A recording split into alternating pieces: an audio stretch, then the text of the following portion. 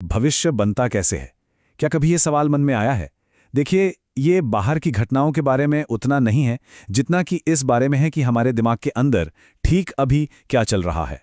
एक ऐसी अंदरूनी प्रक्रिया जो हमारे आने वाले कल को लगातार एक शक्ल दे रही है। जरा एक मिनट के लिए इस बात को सोचते हैं।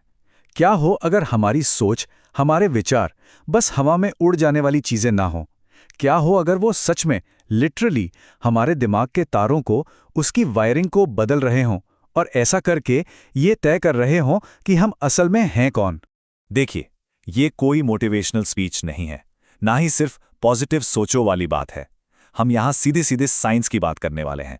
हम ये समझने के लिए दिमाग की गहराई में उतर रहे हैं कि हमारी पहचान, हमारी आइडेंटिटी असल में बनती कैसे है। तो चलिए पर्दा हटाते हैं इस छुपे हुए आर्किटेक्ट से। हमारे हर अनुभव के पीछे हमारी सोच के वो पैटर्न है, वो गहरे मानसिक प्रोग्राम जो हमारी हकीकत को बना रहे हैं बिना हमें पता चले। इस बात को ऐसे समझिए, सोचिए दो लोग हैं, एक ही सड़क पर चल रहे हैं। एक इंसान जिसका दिमाग कमी या अभाव पर सेट है, उसे बंद दुकानें, ट्रैफिक और हर तरफ तनाव ही दिखेगा। वहीं दूसरा इंसान जिसका फिल्टर अवसर या अपॉर्चुनिटी पर सेट है, उसे नए बिजनेस की संभावनाएं दिखेंगी, नए कनेक्शंस दिखेंगे। हकीकत एक पर अनुभव बिल्कुल अलग। तो मतलब क्या हुआ? मतलब ये कि हर एक सोच की गिनती होती है। ये उस इंसान के लिए एक वोट की तरह है जो हम बनना चाहते हैं, हमारी पहचान की नींव में रखी गई एक और ईंट। तो ये तो समझ आ गया कि हमारी सोच कैसे हमारी दुनिया को फिल्टर करती है, पर इसके पीछे का साइंस क्या है? चलिए अब उस कमाल की खोज के बारे में जानते हैं जिसने इंसान की क्षमताओं के बारे में हमारी पूरी समझ ही बदल कर रख दी। इस कॉन्सेप्ट को कहते हैं न्यूरोप्लास्टिसिटी, और इसका सीधा सा मतलब ये है कि हमारा दिमाग फिक्स नहीं है, वो पत्थर की लकीर नहीं है, वो लगातार खुद को बदल रहा है। हमारी सोच हमारे अनुभवों के हिसाब से खुद को रीऑर्गेनाइज कर रहा है। इसका मतलब है कि बदलाव हमेशा मुमकिन है। इसे ऐसे समझिए जैसे किसी खेत में कोई नया रास्ता बनाना हो।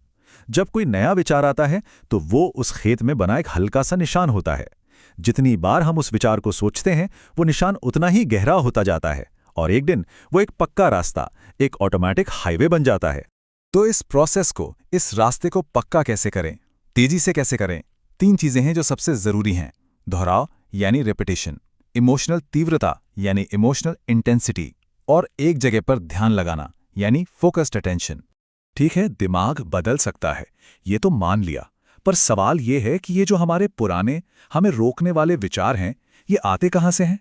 चलिए अब अपनी पुरानी प्रोग्रामिंग पर एक नज़र डालते हैं। अपने दिमाग को एक कंप्यूटर की तरह सोचिए, एक ऐसा कंप्यूटर जिसमें पहले से ही सॉफ्टवेयर इंस्टॉल्ड होकर आया है। और मज़े की बात यह है कि ये सॉफ्टवेयर हमने खुद नहीं चुना।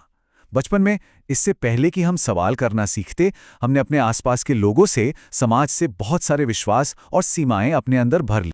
ये प्रोग्राम्स कुछ ऐसी बातें हो सकती हैं जो हमने बचपन से सुनी हैं, जैसे पैसा क्या पेड़ पर उगता है या जिंदगी बहुत मुश्किल है।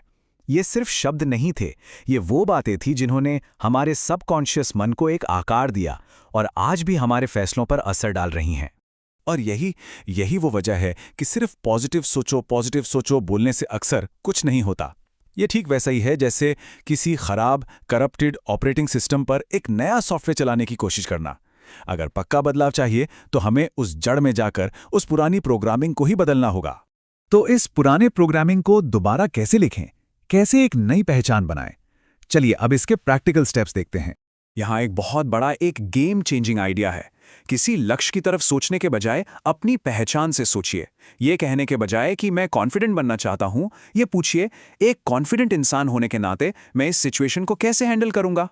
तो प्रोसेस बहुत सीधा है। पहला, ये तय करें कि बनना क्या है। दूसरा, लगातार उस नई पहचान के हिसाब से सोचें। और तीसरा, बस देखिए कि कैसे दिमाग खुद को रीवायर करके उस पहचान को हकीकत बना देता है। और यहीं पर विजुअलाइजेशन का रोल आता है। देखिए, ये कोई जादू टोना नहीं है, ये सिर्फ दिन में सपने देखना नहीं है। जब हम बहुत स्पष्ट रूप से खुद को उस नई पहचान में देखते हैं तो हमारा दिमाग असली और नकली का फर्क नहीं कर पाता। हम असल में न्यूरोलॉजिकल लेवल पर उस नई पहचान की प्रैक्टिस कर रहे होते हैं।